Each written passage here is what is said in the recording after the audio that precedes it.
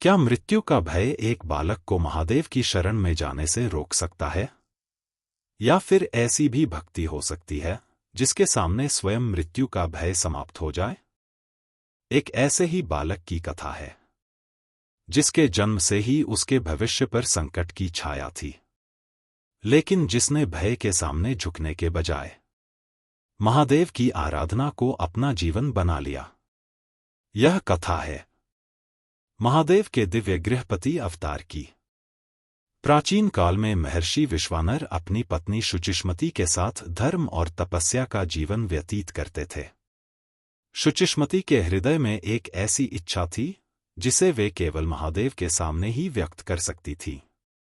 उनकी अभिलाषा थी कि उन्हें ऐसा पुत्र प्राप्त हो जो स्वयं महादेव की भक्ति में पूर्णतः समर्पित हो। पति पत्नी ने महादेव की आराधना आरंभ की।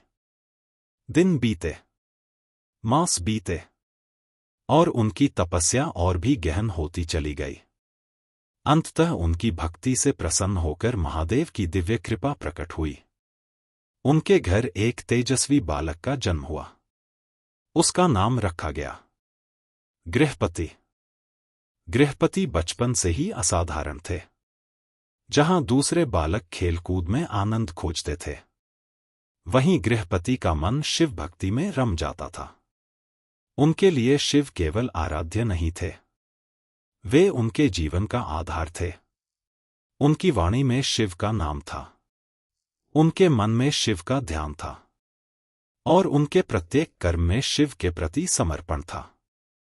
लेकिन इस शांत जीवन के सामने शीघ्र ही एक ऐसा सत्य आने वाला था जो उनके माता पिता के हृदय को भय से भर देगा। एक दिन देवर्षि नारद उनके आश्रम पहुंचे। गृहपति के तेज को देखकर उन्होंने उसके भविष्य को जाना, लेकिन उनके शब्दों ने माता पिता को चिंतित कर दिया। गृहपति के जीवन पर अल्पायु का संकट था, मृत्यु, जिसका भय संसार के बड़े-बड़े वीरों को भी विचलित कर देता है, अब एक बालक के सामने खड़ी थी।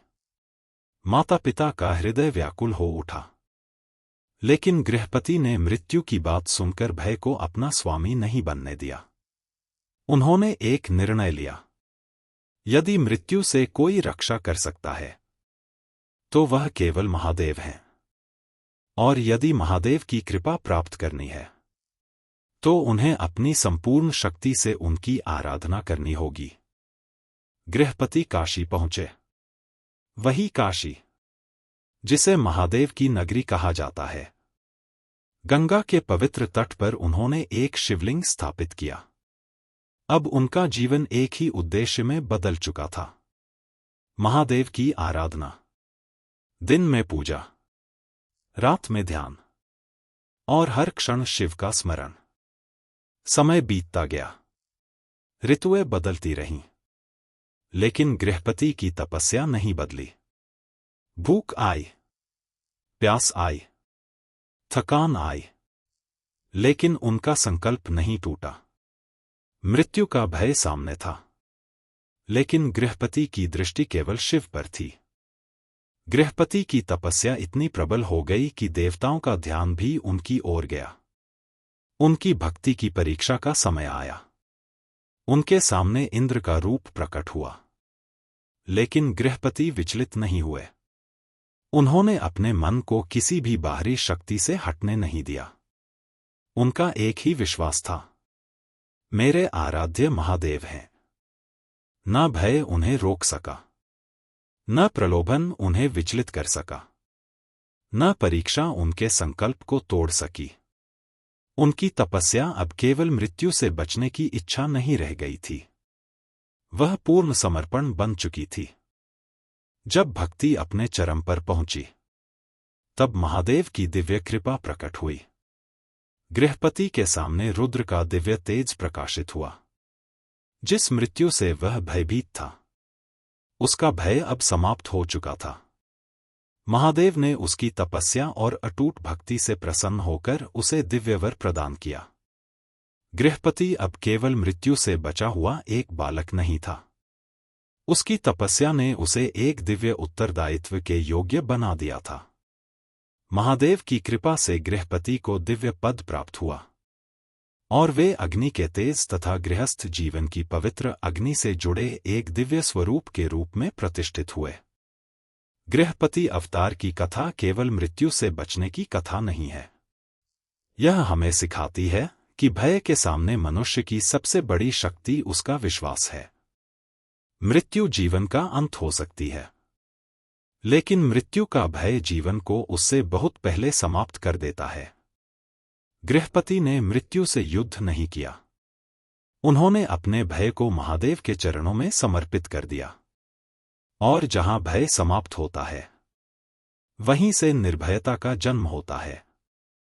महादेव का संदेश। भय से भागने वाला मनुष्य जीवन भर भय का दास बना रहता है, लेकिन जो अपने भय को ईश्वर के चरणों में समर्पित कर देता है, उसके भीतर निर्भयता का जन्म होता है। विश्वास वह अग्नि है जो अंधकार में भी मार्ग दिखाती है। वीरभद्र से लेकर काल भैरव तक, शरभ से पिप्पलाद तक, दुर्वासा से हनुमान तक और अब गृहपति तक, हमने महादेव की दिव्य शक्ति के उन विभिन्न अवतारी रूपों की यात्रा देखी, जिन्होंने अलग अलग समय पर धर्म, संतुलन, भक्ति और लोक कल्याण का मार्ग दिखाया।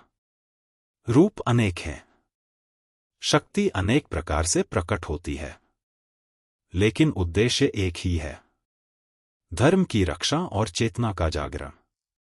यह थी हमारी शिव अवतार सीरीज। यदि इस दिव्य यात्रा ने आपके भीतर महादेव के प्रति श्रद्धा और आत्मचिंतन की एक नई ज्योति जगाई हो, तो इस श्रृंखला को लाइक करें, चैनल को सब्सक्राइब करें और बेल आइकन अवश्य दबाएं। और याद रखिए, महादेव का कोई भी रूप हमें केवल कथा नहीं सुनाता, वह हमारे भीतर देखने का एक नया मार्ग खोलता है। हर हर महादेव।